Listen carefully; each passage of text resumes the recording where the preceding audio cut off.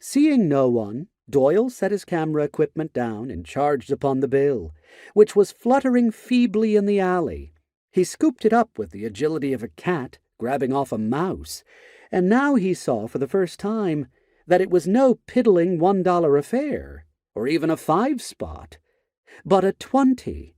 It was crinkly, and so new that it fairly gleamed, and he held it tenderly in his fingertips and resolved to retire to Benny's place as soon as possible, and pour himself a libation or two to celebrate his colossal good luck. There was a little breeze blowing down the alley, and the leaves of the few fugitive trees that lined the alley, and the leaves of the many trees that grew in the stately lawns beyond the walls and hedges, were making a sort of subdued symphonic sound. The sun was shining brightly, and there was no hint of rain, and the air was clean and fresh, and the world was a perfect place.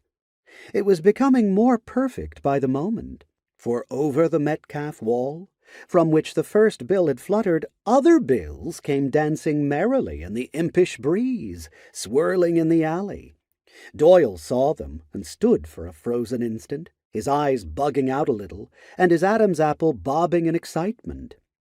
Then he was among the bills, grabbing right and left and stuffing them in his pockets, gulping with the fear that one of them might somehow escape him, and ridden by the conviction that once he had gathered them, he should get out of there as fast as he could manage. The money, he knew, must belong to someone, and there was no one, he was sure, not even on this street, who was so contemptuous of cash as to allow it to blow away without attempting to retrieve it. So he gathered the bills with the fervor of a Huck Finn going through a blackberry patch, and with a last glance around to be sure he had missed none, streaked for his car.